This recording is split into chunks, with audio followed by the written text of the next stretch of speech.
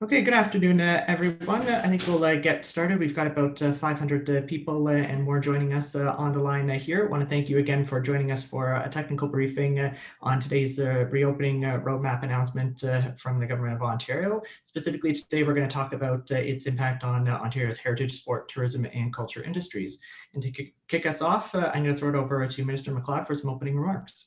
Yeah, thanks very much, Derek. And thanks everyone, I guess, for getting up there into close to 600 folks joining us from across the sectors that we represent in heritage, sport, tourism, and culture industries. And today's technical briefing will be led by the Ministry of Health and supported by the Ministry of Heritage, Sport, Tourism, and Culture Industries to talk about sector-specific reopening plans. I think today was a very positive step in looking at the reopening of Ontario gradually in a balanced way, but getting some of our sectors, particularly those that have been shuttered for over 400 days now, back up and running. And I think in particular of our amusement parks and our water parks, there is a critical path forward. But before we begin, just a couple of housekeeping things I wanted to address off the bat. The first is we've had two new people join us in some of our industry and trade organizations. And I wanted to, in particular, welcome Chris Bloor of the Tourism Industry Association of Ontario for becoming the new CEO and president at TAIO and succeeding Beth Potter, who's done an amazing job with our ministry and the sector themselves. So congratulations, Chris, and welcome aboard. And also to Maxine Bailey, who is with the Canadian Film Centre, and she's their new president and CEO. And I know that she's going to chart an amazing course with that incredible organization.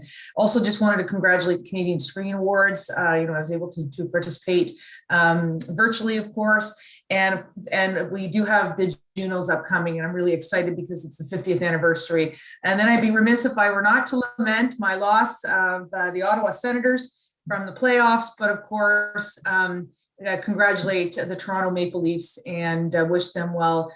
We've been working, very closely with MLSE as well as the Senators over the past 14 months. And so, if my Sens can't hoist that cup, then certainly I do hope it is Toronto Maple Leafs. And just two final points before I start to talk about today's reopening. Look, folks, if you're with the tourism side of things, we have $100 million in small business grants available for tourism and travel for eligible businesses. We opened it last week. It's open until the 25th of June. But folks, we only have 1,500 people who applied.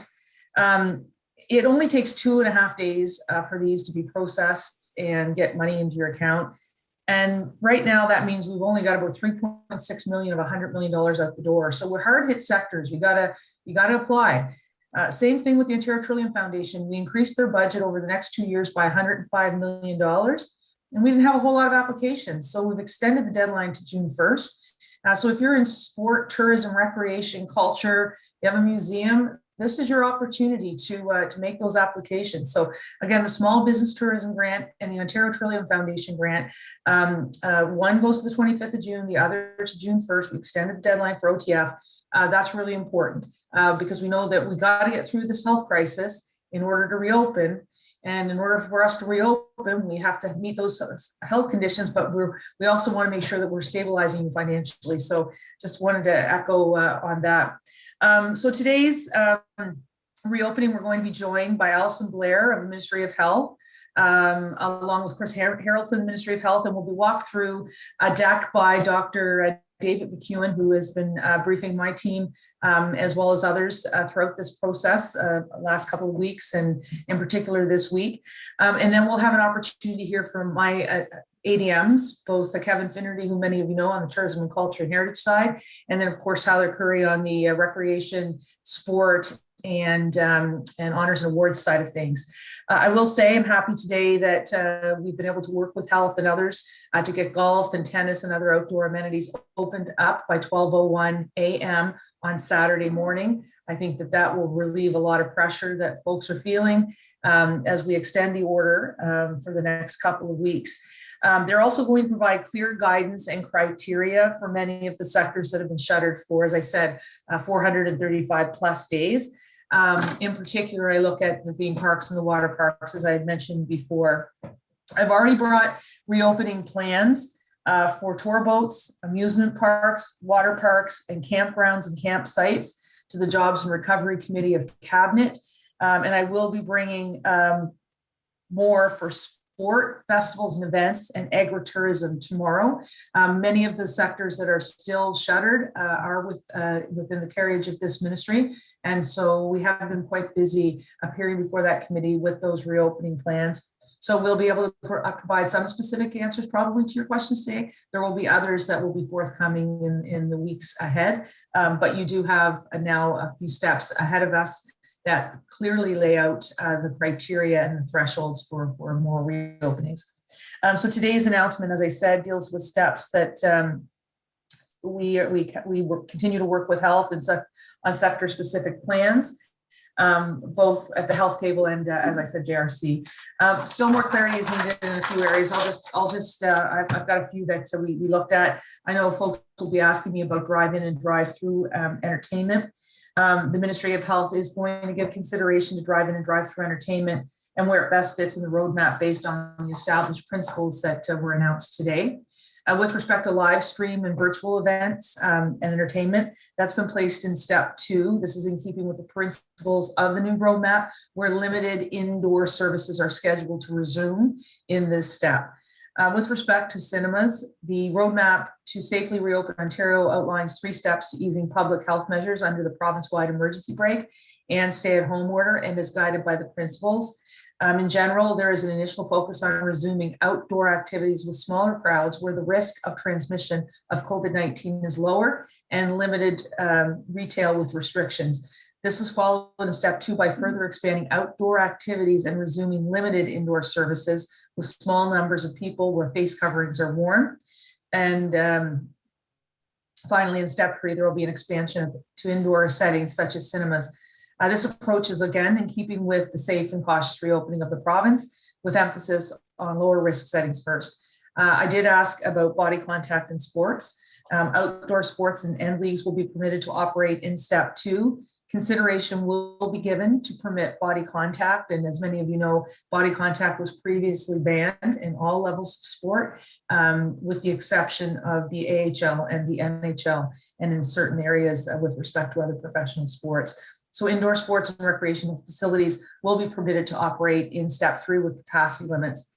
And finally, with respect to capacity limits, because large gatherings, festivals, fairs, concerts, sporting events, tour boat operations and that sort of thing have been a constant set of queries for us at our ministry, given the nature of the work that you all do. And so we continue to work with health, and the government has committed to working with our sectors on reopening plans, as I said, at Jobs and Recovery Committee, to ensure that they have full awareness of when they can begin to safely reopen and how, and additional details will be provided. So I just wanted now to turn it over to Dr. McEwen, and then we'll send it over to my ADMs, Kevin and Tyler. This will be more of a presentation, but please feel free to utilize the chat function and Q&As. My staff will be monitoring it, and you're always able to email minister.mcleod@ontario.ca. If we can get the answers to you today, we will. And if we need further clarification from the health table, we'll provide that as well.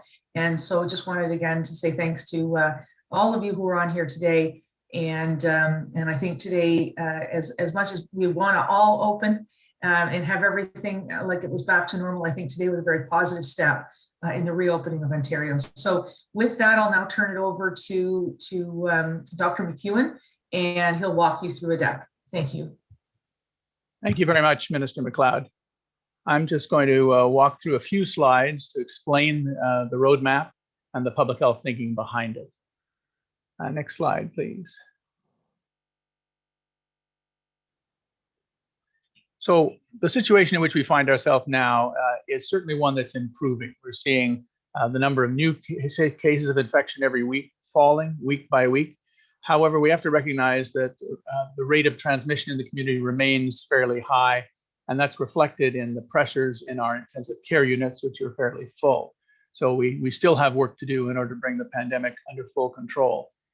The variants of concern, the new variants of the virus, which have been introduced into Ontario over the past couple of months have now become the dominant viral strain which is circulating.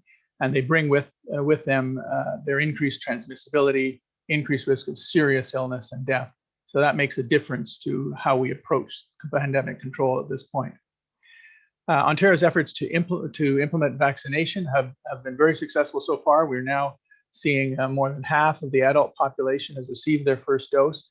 However, we haven't yet gotten to the point where we can count on vaccination alone to control transmission. We need to have higher levels of transmission of vaccination with full vaccination with 2 doses before we can rely on it to that extent. So we need to continue to have public health and workplace safety measures in place.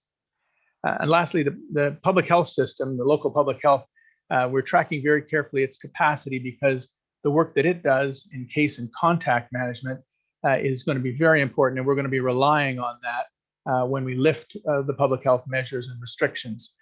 Currently, that's strained, so we need to make sure that there's enough capacity to carry that load as we gradually move through the roadmap. Next slide, please. The main objective here is to drive the transmission of the virus down to very low levels so that we can end the 3rd wave that we're currently in, and above all, prevent a 4th wave.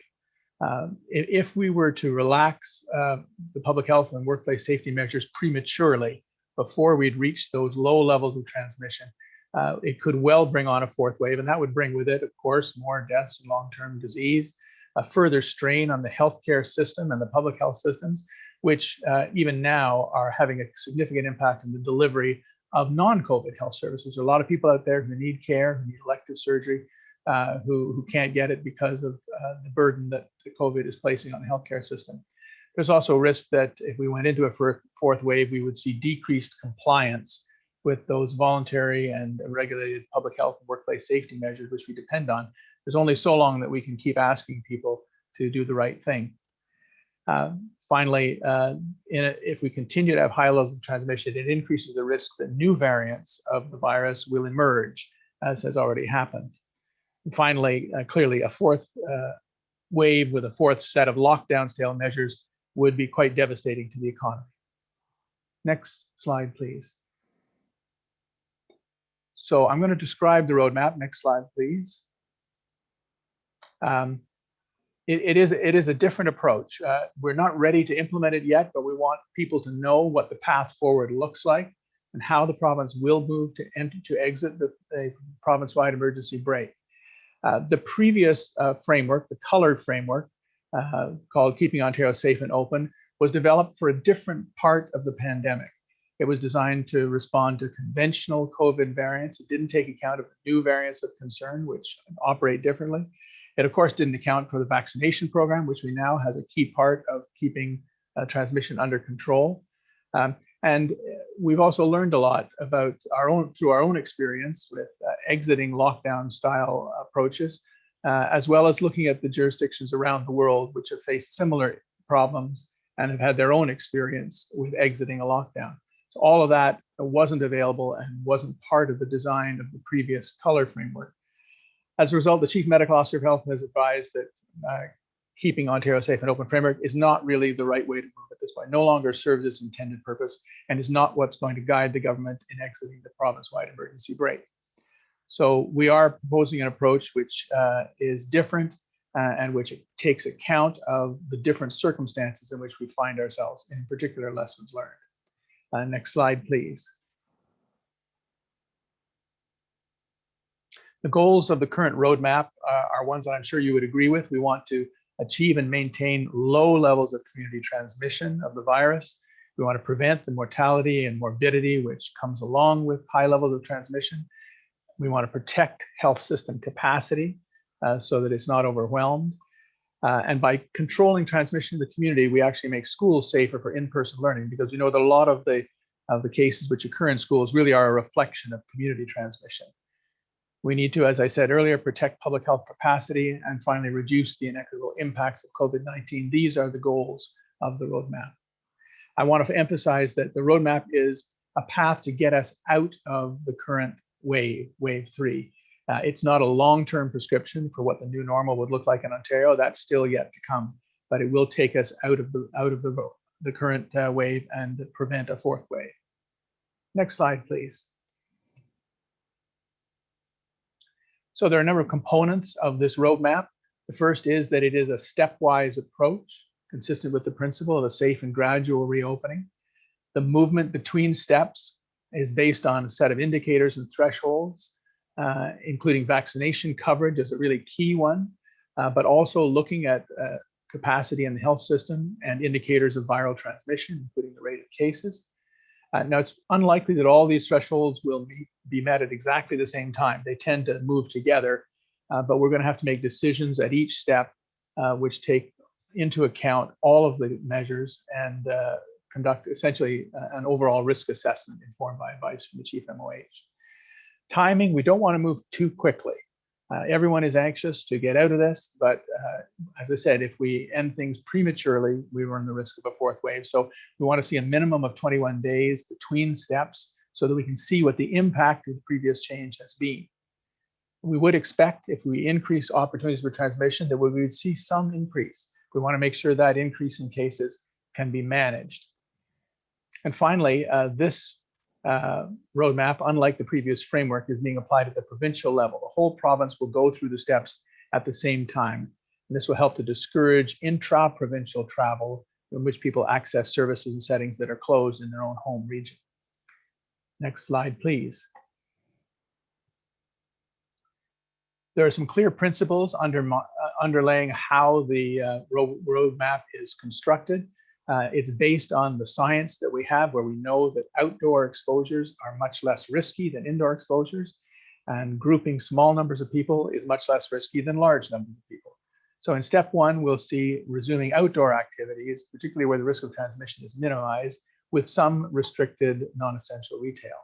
This includes increasing the gathering limit from 5, which is just in the process of becoming, up to 10 people, and permitting outdoor dining of up to 4 people per table, with non-essential retail at 15% capacity. Step 2 would see us expand outdoor activities and resume limited indoor services with small numbers of people and with face coverings being worn. In this, we would see the outdoor gathering lifted to 25. And finally, in step 3, we'd start expanding access to indoor settings with some restrictions, and of course, all of the good public health measures, distancing, masking where appropriate, and so forth, for larger numbers of people. And this includes indoor sports and recreational fitness and a number of other indoor attractions.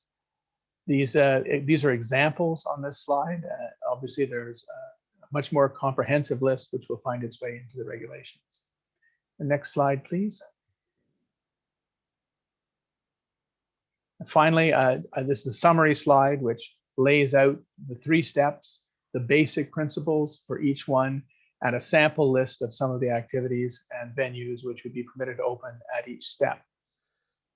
That's the end of the presentation that I'd intended to make, so I'll hand it back.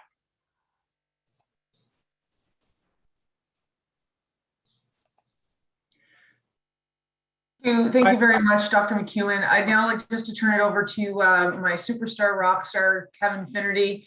And he's, before we get going on this, I have to say, Kevin probably has more reopening plans before the health table than all other ministries combined. And I owe him an enormous debt of gratitude. We've been in this for 14 months.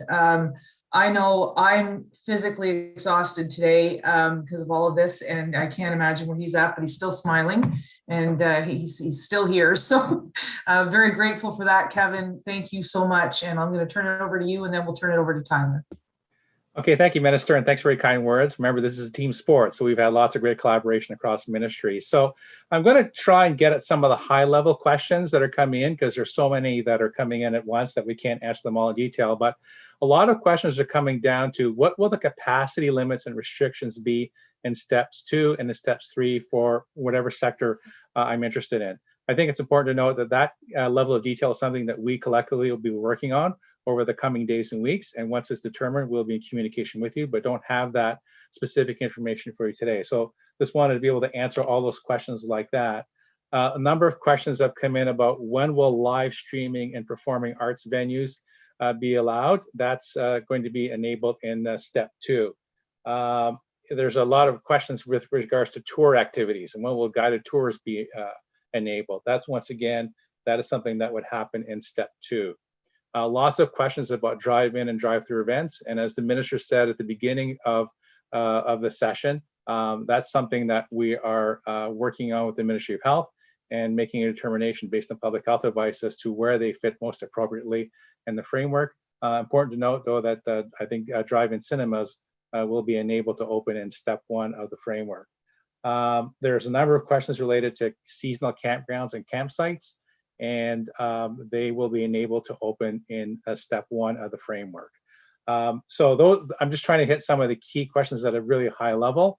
One series of questions that I will get to people if they're asking about meeting and event spaces. So whether it's a banquet hall or hotel conference room or things like that. So for indoors, they will be enabled to open in step 3. Some outdoor activities would be enabled to open in step 2.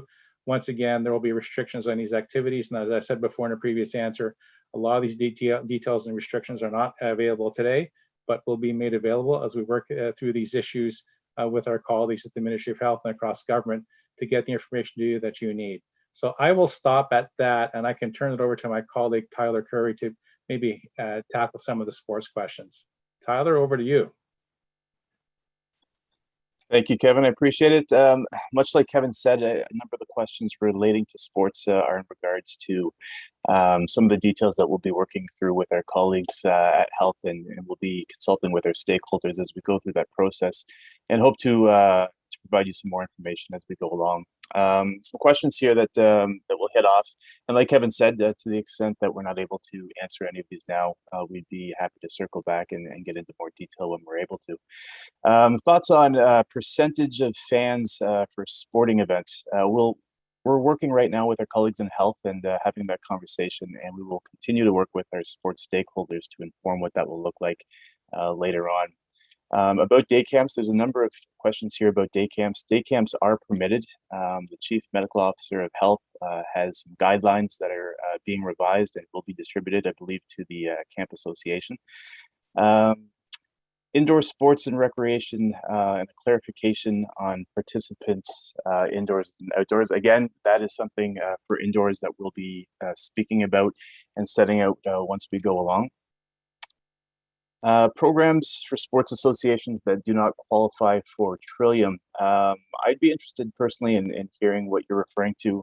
If you'd like to circle back with myself in our office, we'd be happy to get into that in a little bit more detail and walk you through some potential options. Indoor karate classes, those are currently slated for step 3, along with indoor swimming as well. Marinas, they are now allowed to be open as of May 22nd, subject to if you are doing recreational boating, that is to be done on a boat with members of your same household, alternatively one individual who lives alone, or if you are a caretaker. Sports training versus sports leagues. So training is allowed outdoors in step 1. With a maximum of 10 individuals and ensuring that there's 3 meters of distancing in that. Sports leagues outdoors will begin in step 2, and indoor leagues will get into step 3. Overnight camps, those are permitted as well. Similarly, the Office of the Chief Medical Officer of Health has guidelines that they're working on in that regard, and those will be distributed as well. And softball diamonds and baseball diamonds, open as of Saturday, correct, and sport will be able to have access to them, similar to what I noted about step 1, with a maximum of 10, ensuring social distance, and then for organized leagues and in competition in step 2. Yeah, okay. So perhaps I'll throw it over to the Minister for some final words. All right, thanks, Tyler. We got a lot of questions, I think, answered there, and there's some we're going to need clarity on. We've got about 110 questions in the chat box right now. So for everyone that we don't have the direct response for, we will get it to you. So just stay tuned. We're going to be doing this work over the next week and a bit with the health table. And if we don't have the response, like I said, right now, that was answered by either Kevin or Tyler, What I've asked my chief of staff to do is we're doing a live recording of this live stream. So we'll reiterate the answers that we've just provided. And then for those that we have not yet been able to respond to, because we still need some greater clarification or guidance from the CMOH, we will put that in a Q&A document that will continue to update. So my team will endeavor to do that. Kevin, just before I conclude, I did have a question about museums and when they might be able to open. Would you want to provide your guidance on that? So yeah, so indoor museums would be enabled to open in step 3 of the framework. And one thing I would like to add is that the government has issued a news release and a 12-page backgrounder linked to that news release, which provides a ton of detail by individual sector. So I'm sending a memo from my account to the tourism and culture stakeholders shortly with links to that news release and that backgrounder, but I would encourage you to look at it because it does answer a lot of the very specific questions that are being raised in the chat box. Okay, perfect. And Derek has just shared it in the chat box. So people that are interested in these types of questions, make sure you copy that, and I'll rag the puck a few more minutes. But I wanted to also say something very kind about Tyler. You know, we had a long time ADM, as many of you know, Steve Harlow, who I really relied on in this sector, particularly during the pandemic. And then Steve went off and retired on me, despite me trying to not let him. And we got Tyler, and Tyler has been such a fast learner, has been so eloquent in how he delivers on the products that we require. And so I want to say thank you to you, Tyler, for stepping into a job like this one, which among the hardest hit sectors in the middle of a pandemic. It takes great courage, but also takes great intelligence. So I want to say thank you to you. So folks, I think today was helpful in the sense that we now have some clearance and guidance on when our sectors will be able to reopen. That was a bit of a source of frustration for this ministry over a long period of time. We're trying to get things open. So Health has been kind enough to provide us with the walk-through deck. Tyler and Kevin were able to answer some of your initial questions, and we'll endeavor to get a Q&A document to you as soon as possible. If you have any additional questions after today or tomorrow, or if you're with an industry association and another question comes up, please again send it over to minister.mcleod@ontario.ca. We will work with the Health Table, Chief Medical Officer of Health, and Jobs and Recovery Committee to seek that clarification for you. I want to say thank you to all of you in these sectors for your continued patience over the past 14 months. I know it's been incredibly difficult. I can attest to that. I know these have been very long, intense days. Wondering what might happen, but I think the Premier signal today that hope is on its way, that there is light at the end of this tunnel, and hopefully by the end of this summer, we will be back to normal with enough vaccines in people's arms. And if you haven't already booked a test yet, please do so. So again, thank you very much for being with us for the past 14 months, and in particular for the past 30 minutes. So I wish you all well. Stay safe, and happy Victoria Day weekend. Thank you.